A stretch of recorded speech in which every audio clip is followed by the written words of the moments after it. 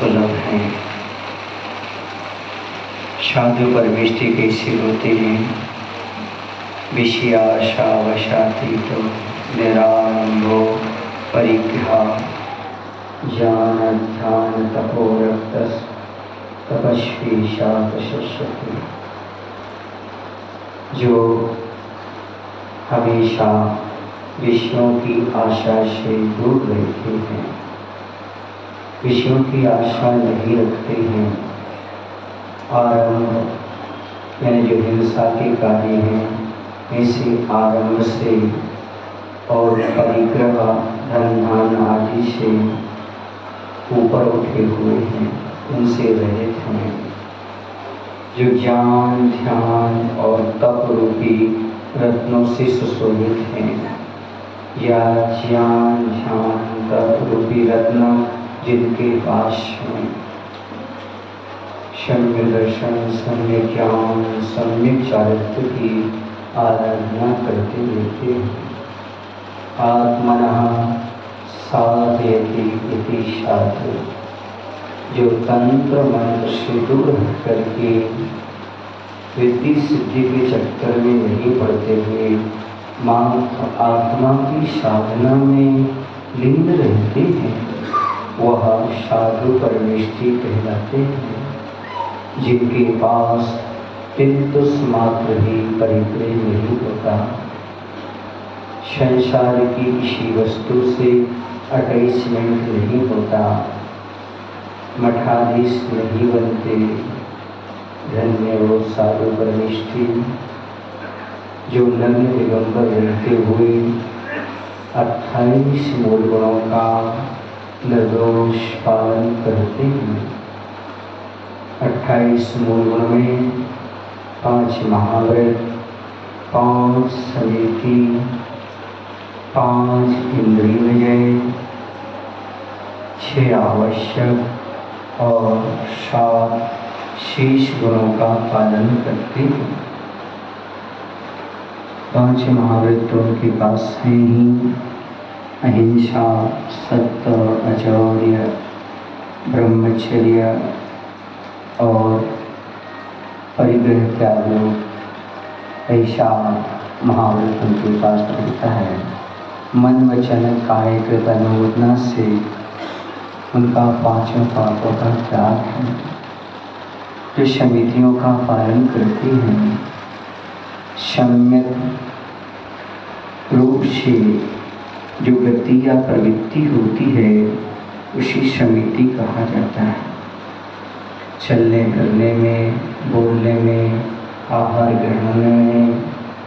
ग्रहण करने में, वस्तुओं को उठाने रखने में, मलमूत्र आदि क्षेपण करने में यत्नपूर्वक सम्यक प्रकार से प्रवृत्ति करते हुए जीवों की रक्षा करते हैं, उस समिति के पालन करते हैं।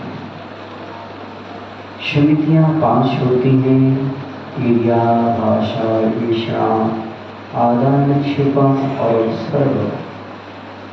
क्रिया समिति प्रास्तुत मार्ग से दिन में 4 हाथ अर्थात 6 फुट प्रमाण भूमि देखकर चलते हैं।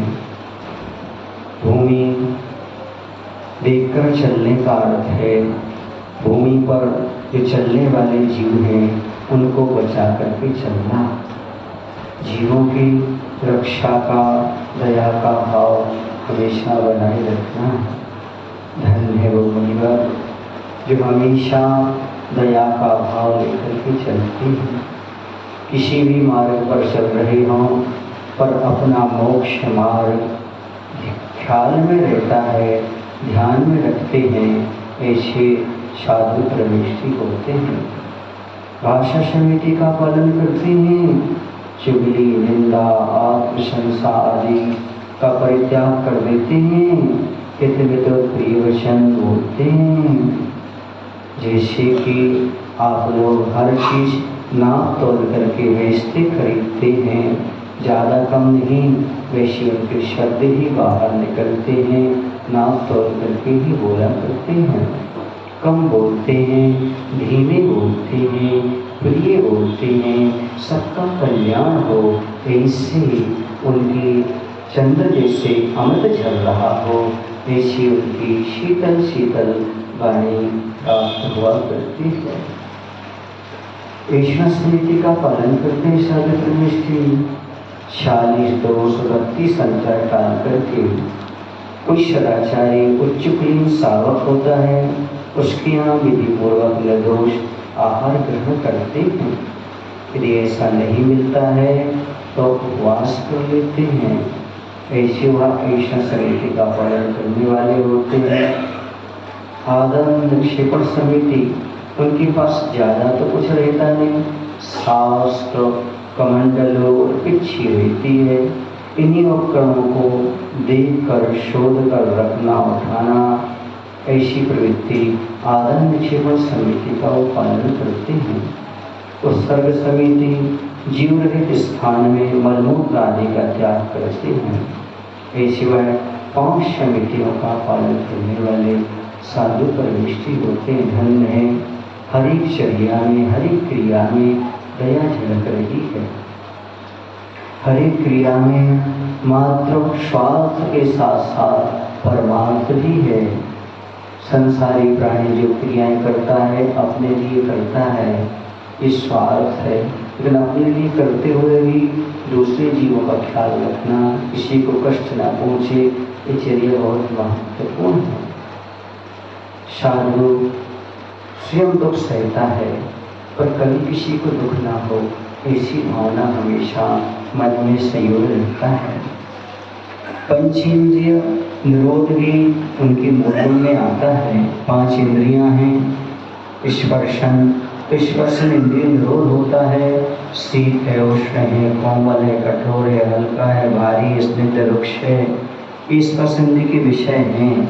इसमें वो राग द्वेष नहीं करते, इसलिए स्पर्श इंद्रिय विजय हो जाते हैं। रसना इंद्रिय खट्टा मीठा कड़वा कषाय लाचार परा, इन रसना इंद्रिय के विषयों में राग द्वेष नहीं करते। घ्राण इंद्रिय निरोध सुगंध दुर्गंध, ये घ्राण इंद्रिय के विषयों में राग द्वेष नहीं करते, घ्राण इंद्रिय विजय हैं। चक्षुन्द्रिय निरोध काला पीला नीला और सफेद, इन चक्षुन्द्रिय के विषयों में राग द्वेष नहीं करते, चक्षुन्द्रिय निरोध है। श्रोत्रेंद्रिय निरोध, वह मधुर स्वर गान बीड़ा आदि को सुनकर राग नहीं करते, कठोर निंद आदि शब्दों को सुनकर के भी वह राग द्वेष नहीं करते। श्रोत इंद्रिय निरोध हो जाता है और उनके आवश्यक होते हैं, 6 आवश्यक का पालन करते हैं। अवश्य करने योग्य क्रियाएं आवश्यक कहलाती हैं, या जो किसी के बस में नहीं होते उनकी करने योग्य क्रियाएं आवश्यक हैं। किसी के बस में नहीं होते, इसका मतलब ये है जो इंद्रिय और मन कसाय के वशीभूत नहीं होते, विषयों के वशीभूत नहीं होते, उनकी करने योग्य क्रियाओं को आवश्यक कहते हैं। वह हमेशा वह अवश्य का जो आचरण है, जो कषाय के राग द्वेष आदि के वशीभूत नहीं है, वे अवश्य हैं। और इसी अवश्य का जो आचरण है वह आवश्यक है। कुछ है समका या सामयिक कह लो। पहला है राग द्वेष आदि समस्त विकार भावों का, हिंसा आदि का 5 पापों का त्याग करते हुए वह सामयिक क्रिया करते हैं। शम का परिणाम उनका 24 घंटे बना रहता है। यह सामयिक उनका मुख्य रूप से हुआ करता है। वह 24 तीर्थंकर की स्तुति करते हैं, जिन्हें स्तवन कहा जाता है। वंदना 24 तीर्थंकर में से किसी एक या पंच परमेष्ठी में से किसी एक मुख्य रूप से स्तुति करते हैं। वह दिन में 3 बार करते हैं, यह वंदना कहलाता है। चौथा उनका जो आवश्यक होता है वह प्रतिक्रमण होता है। व्रतों में लगे हुए दोषों की आलोचना करना प्रतिक्रमण है। वे अपने दिन में 3 बार इसको करते हैं प्रतिक्रमण। इसके साथ साथ देवशिक के रात्रि क्रियावतिक पाक्षिक चातुर्मासिक संवत्सरिक अनवार्षिक और शल्यग्ना के समय और तमार्थिक इस प्रकार के प्रतिक्रमण को धारण करते हैं। प्रत्यक्षान आगामी काल में दोष न करने की प्रतिज्ञा करते हैं, तो प्रत्यक्षान कहलाता है। आहार आदि का त्याग कर देते हैं कुछ काल के लिए, आयुष्वर्ग परिमित काल के लिए शरीर से ममत्व का त्याग करना ये आयुष्वर्ग है। शरीर को रिलैक्सेशन में रखना और आत्मा की चिकित्सा करना ये आयुष्वर्ग कहलाता है। ये उनके 6 आवश्यक होते हैं और 7 गुण और होते हैं उनके पास।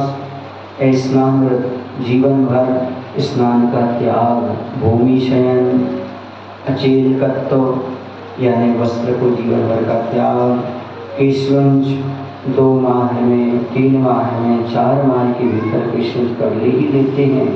2 माह में उत्कृष्टचर्या वाले होते हैं और 4 माह में जघन, और बीच में जो कर लेते हैं वह कहलाता है मध्यमचर्या का पालन। एक भुक्ति 24 घंटे में मात्र एक बार ही आहार लेते हैं।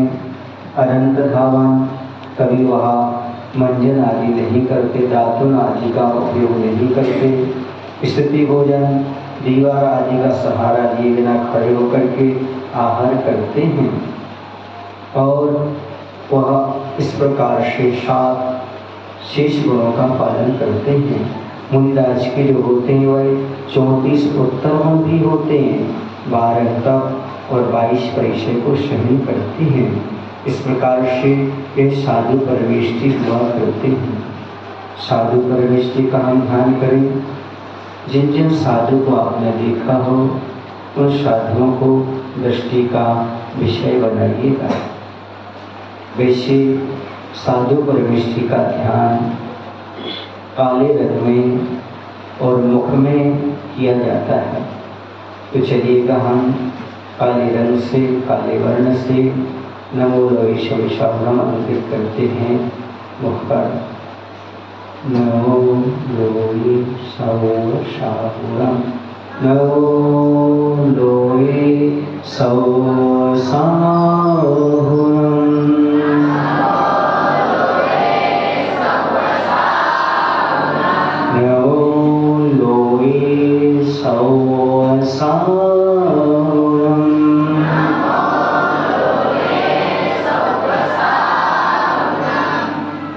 ध्यान का विषय बनाइए। साधु परवेष्टि जिनके आपने दर्शन किए हैं,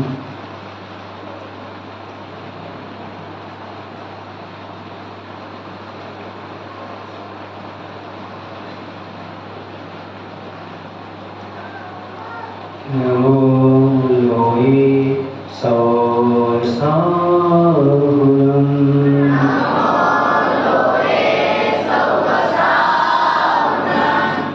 साधु परवेष्टि का ध्यान करने से हमारे अंदर भी वह शक्ति उत्पन्न होती है। 5 पापों से बचने का उपाय मिलता है।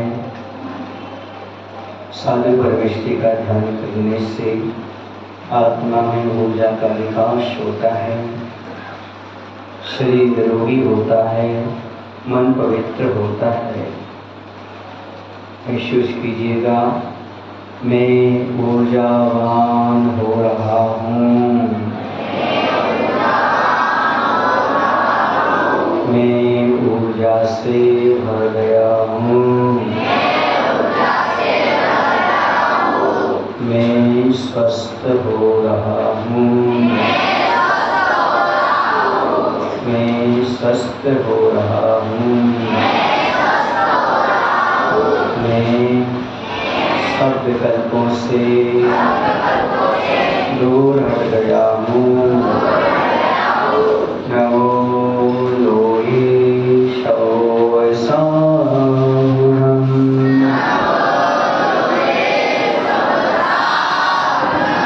दोनों हाथों को जोड़ लेना है और हृदय स्थल पर रखना है। नमो लोई सौसाहुरम,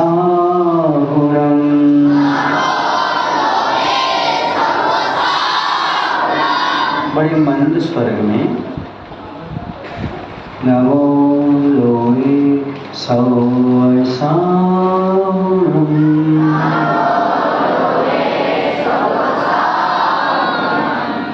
दोनों हथेलियों को आपस में रगड़ना है। जो ऊर्जा प्राप्त की है उसे आत्मसात करना है। दोनों हाथों को अपने अपने नेत्र पर रख लीजिएगा। अंदर ही अंदर नेत्र खोल लीजिएगा और जहाँ आपके शरीर में तकलीफ हो या पूर्ण शरीर में उन हाथों को स्पर्श कर लीजिएगा। साधु परमेष्टि की ऊर्जा आपके अंदर प्रवाहित हो चुकी है। बोलिए साधु परमेष्टि की, आचार्य विद्यासागर जी महाराज की।